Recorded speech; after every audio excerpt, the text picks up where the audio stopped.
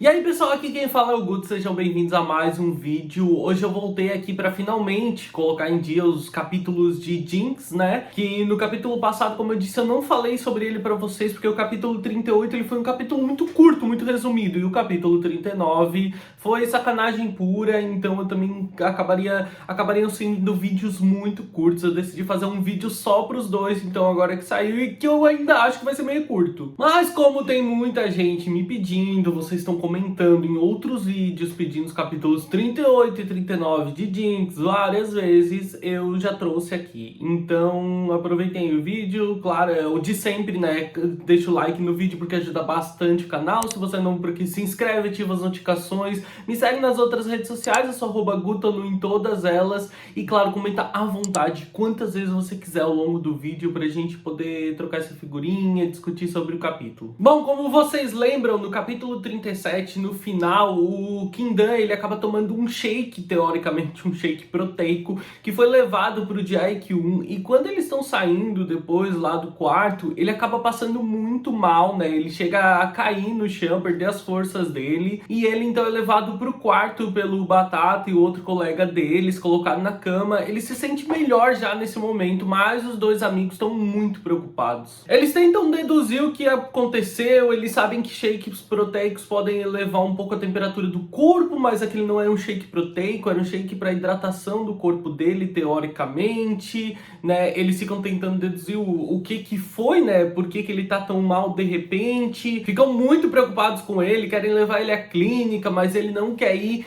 Então fica nessa coisa ali, eles totalmente preocupados com o Quindan, que diz estar muito melhor agora que ele tá deitado, descansando, e deixa claro que não quer deixar que o Jae-kyun saiba de jeito nenhum, por mais que os outros sugiram que ele deveria saber. A questão é que o Quindan não quer causar mais transtornos e distrações, considerando que a luta é amanhã. E como todo mundo tá bem cansado, eles precisam descansar, ele sugere que eles durmam, e ele garante que se ele se sentir mal, ele precisar, ele acorda e pede para os colegas levarem ele para a clínica. No meio da noite, ali perto das 9 horas, que eles já estão deitados, prontos para dormir por causa da luta no dia seguinte, ele começa a sentir o corpo dele ainda mais estranho. O corpo dele tá pegando fogo, tá formigando, assim, ele tá com sensações muito estranhas, e o corpo tá respondendo em um lugar que é muito esquisito pro Quindan. Ele começa a ficar excitado por causa talvez por causa do remédio, ele não consegue entender o que tinha naquela bebida, mas ele começa a se sentir assim, muito estranho, né? E o corpo dele começa a responder, principalmente num ponto específico,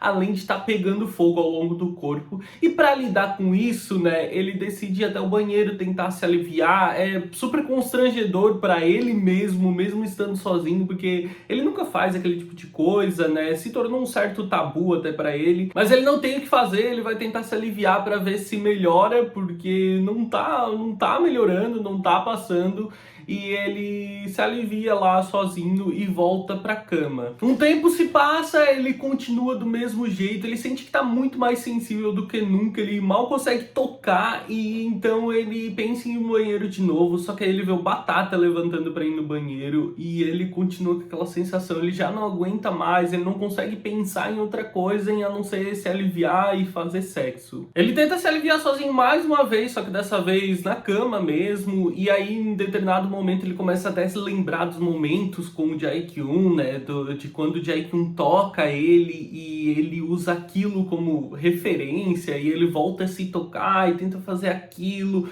Só que mesmo quando ele consegue, aquilo parece pouco, ele já não aguenta mais, parece que não acaba. E aí ele tá desesperado, já ele não sabe o que fazer. Ele recebe uma mensagem do Jae-kyun para ele estar ao quarto de Jae-kyun às 23 horas. A gente sabe por quê, né? Por causa da Jinx, daquela superstição do Jae-kyun, que ele precisa fazer sexo antes das lutas, né? Para ele conseguir ganhar. E o Quindan, então, vai acabar adiantando isso. Ele aparece às 9 horas da noite no quarto do Jae-kyun, do nada, praticamente implorando por pica. O capítulo 39 não tem muita coisa a não ser puro sexo. Basicamente é o Quindan ao longo de todo o episódio implorando por pica, e o Jae-kyun se aproveitando daquilo, né? Fazendo ele se submeter a situações que o Jae-kyun sempre quis aproveitar, fazendo...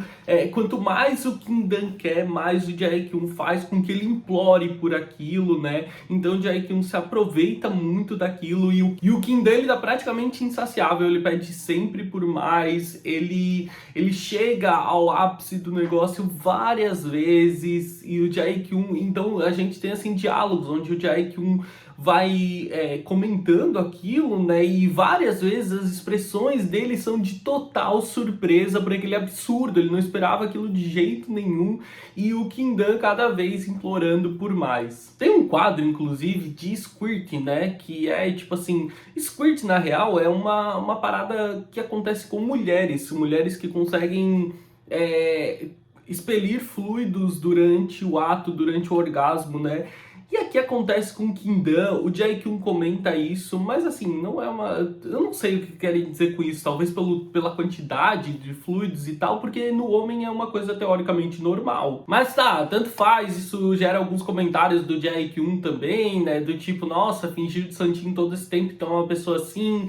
E aí esse tipo de coisa, esse tipo de comentário, e basicamente ao longo de todo o capítulo 39 é isso. O Jae-kyun se aproveitando, fazendo o Kim-dan pedir cada vez mais e o Kim-dan implorando cada vez mais por aquilo, tomando atitude, se colocando na dianteira de vez em quando, fazendo coisas que, como o próprio Jae-kyun comenta, quando o Kim-dan tá no seu normal, coisas que ele nem mesmo tocaria, que ele tem até uma certa aversão do Jae-kyun tocar, e aí ele mesmo tá fazendo. Chega um momento, então, que o Kim-dan, ele tá abraçado, agarrado ao Jae-kyun, e ele simplesmente, tipo, beija o Jae-kyun, coisa que ele não costuma fazer também, e ele diz que ama o Jae-kyun, do nada, assim, do nada. O Jae-kyun ainda comenta, fica surpreso, mas comenta, tu tá tão fudido do que quer que tenha acontecido, que tu não consegue nem mesmo, tu tá até falando nada com nada, tu não sabe nem o que tá falando. E claro, né, que pra isso ficar bem claro pra gente entender que não é uma coisa que o Kim-dan iria sair falando, assim, de qualquer forma, se não fosse pelo que, sei lá, que ele tomou.